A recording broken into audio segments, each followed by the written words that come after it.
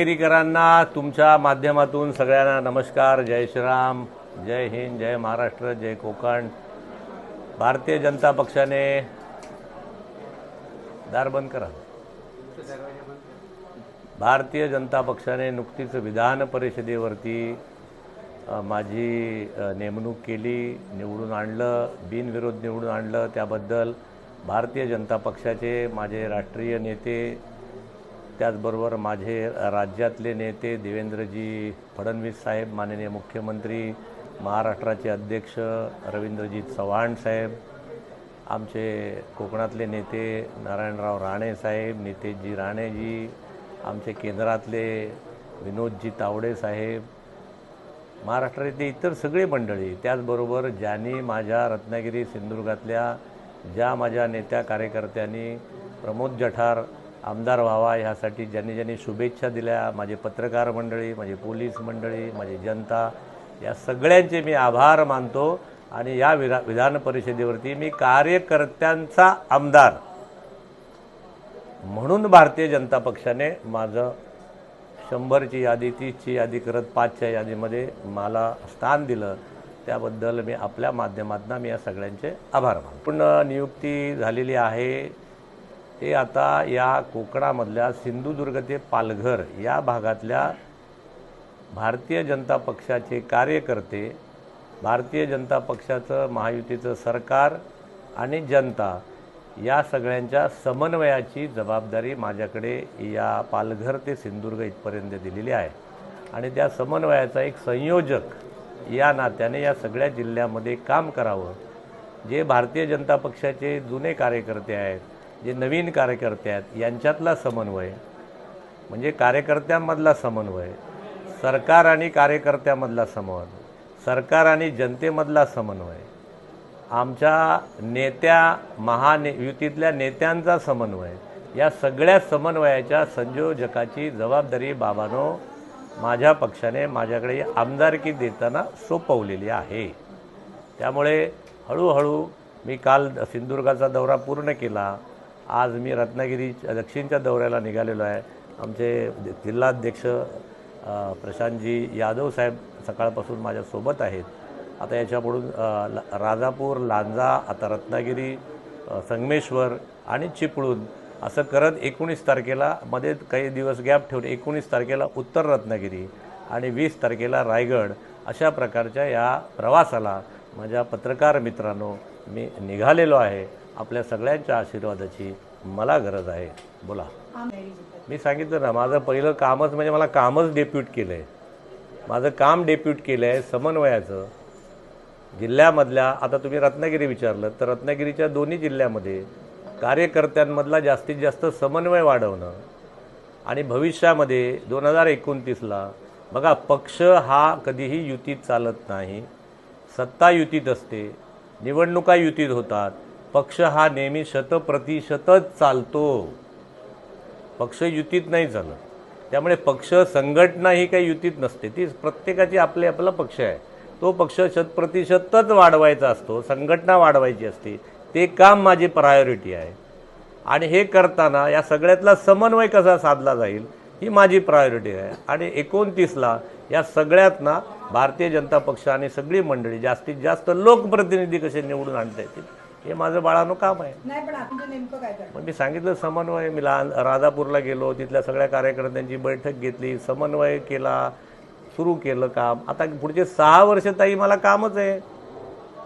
समन्वयाने, नम्रपणाने जे चांगलं काम होईल ते करणार. हळूहळू संघटना वाढीवचं काम करणार आणि ताई 100% भाजपा करणार. 2029ला भाजप स्वबळावर रत्नागिरी जिल्ह्यात लढेल. ते माझं कामच नाही स्वबळावर लढा. मी सांगितलं ना, पार्टी ही 100%च काम करते, संघटना ही 100% असते. निवडणुकीच्या वेळेला नेते ठरवतात युतीत लढायचं का, महायुतीत लढायचं का, आणखीन कुठल्या युतीत लढायचं. ते माझं कामच नाही बाळानो, ते माझं काम नाही. माझं काम संघटना बळकट करणं, सरकारच्या सगळ्या योजना माझ्या कार्यकर्त्यांच्या माध्यमातून शेवटच्या माणसापर्यंत पोहोचवणं. आणि कोणी रंजला गांजला राहणार नाही. अंतिम माणसापर्यंत अन्न, वस्त्र, निवारा या ज्या सगळ्या गोष्टी सरकारच्या सुविधा आहेत त्या पोहोचवण्यासाठी ही माझ्या पक्षाच्या कार्यकर्त्यांची एक ब्रिगेड तयार करणं म्हणजे उद्या एखाद्या महिलेवरती जर एखाद्या विनयभंगाचा प्रयत्न झाला तर सरकार धावून येईल की नाही माहीत नाही, पोलीस येतील की नाही माहीत नाही, भारतीय जनता पक्षाचा कार्यकर्ता पहिला पोचला पाहिजे. हे सोडा, त्याने अशा प्रकारचा प्रसंग होऊच द्यायचं नाही. अशा प्रकारची दहशत ताकद माझ्या कार्यकर्त्याची निर्माण व्हावी. माझा कार्यकर्ता हा स्वतःच गृहमंत्री असं समजून काम करावा. अशा प्रकारचं काम उभं करण्याची जबाबदारी बाळांनो माझ्याकडे. हे खूप मोठं काम आहे, मला वाटतं ते मी करणार आहे. आपले कार्यकर्ते फार पुन्हा एकदा त्याच नाणार परिसरामध्ये बॉक्साईडचा प्रकल्प येतो आहे. त्या ग्रामस्थांचा पुन्हा एकदा विरोध पाहायला मिळतो. काय कसं बघता येईल? माझ्या माहितीप्रमाणे हे जे प्रकल्प आहे ते पर्यावरणपूरक असावे या मताचे मी 100% आहे. बॉक्साईडचा जो काही प्रकल्प आहे त्यातनं रोजगार निर्माण होणार आहे का? बॉक्साईडच्या खाणीचं काम आणि रिफायनरीचं काम याची तुलनाच होऊ शकत नाही. कारण खाणीमध्ये ते उकरून ते सगळं घेऊन मटेरियल लोक निघून जाणार आहेत, खड्डे शिल्लक राहणार आहेत, म्हणून लोक विरोध करत आहेत. मी त्यांच्या मताशी सहमत आहे. रिफायनरीमध्ये असला प्रकार नव्हता. रिफायनरी म्हणून बाळानो तुमच्या माध्यमातून तो प्रकल्प होईल का मला माहीत नाही. तो आंध्र प्रदेशमध्ये चंद्रबाबू नायडू घेऊन गेले. मी जाऊन बघून आलो. त्यांनी जागा दिली, जोरदार काम चालू आहे. 2-4 लाख पोरांना रोजगार देणार. त्याने त्यांचं काम बळकट केलं, आम्ही पळवून लावला. अरे म्हणून आता तुमच्या माध्यमातून सांगा, रिफायनरीचा प्रकल्प लोकांना अजूनही व्यवस्थित कळला नाही असं मला वाटतं. एवढा प्रचंड रोजगार देणारा, समुद्राचा उपयोग होणारा, समोर आपल्याकडे क्रूड ऑइल असणारा झालं नाही. पण बॉक्साईड होतंय त्याचं काय? मी सांगितलं ना ताई तुला. आता लोकांचा विरोध असेल तो सरकार त्याची दखल नक्कीच घेईल. इथले आमदार घेतील, मंत्री घेतील. आमदारांनी राजापूरच्या त्याला विरोध केलाय. मग काय बरोबर केला असेल, मी त्यांची माहिती घेतो. माझं तर म्हणणं तेच आहे, जर अशा प्रकारचे खनिकर्माचे उद्योग या पर्यटनाच्या जिल्ह्यात होऊ नयेत असं माझा आग्रह आहे. आणखी एक विषय राजकारणाचा संजय राणाची शक्यता वर्तवून केलेली आहे. कालच राहुल साहेब असं म्हणाले विनायकराव की निवडणूक झाल्यानंतरच आम्ही त्याच्यावर त्यांच्या नावावरतीच पाणी सोडलंय म्हणून. बाळांनो, आम्ही कोणावरही पाणी सोडत नाही. सगळे आमचे आहे.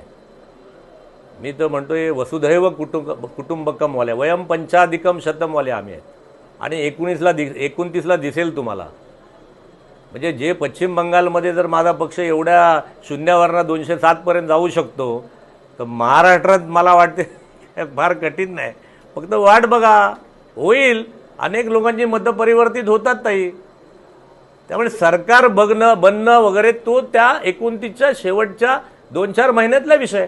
आज आमचा निवडणूक हा विषयच नाही आहे. आज कार्यकर्ता संघटन. संदेश पारकर महायुतीमध्ये येतील. मी काय बोललं नाही झालं, माझं काही बोलणं नाही झालं. आणि त्याला जर महायुती द्यायचं तर स्वागतच आहे. भाजपकडे आले तर घेणार का? मला स्वागतच आहे आमच्या पक्षात. माझा पक्षाचे दर सताड उघडी आहेत आणि आम्हाला घेऊन सगळ्यांना 100% करायचंच आहे बाळानो. त्यामुळे आम्हाला कोणी अविषय नाही, अमाणूस नाही. बरोबर आहे. तुम्ही पत्रकार मंडळी पण आमच्याकडे लवकर या, आम्ही तुमचं पण स्वागत करतो. धन्यवाद.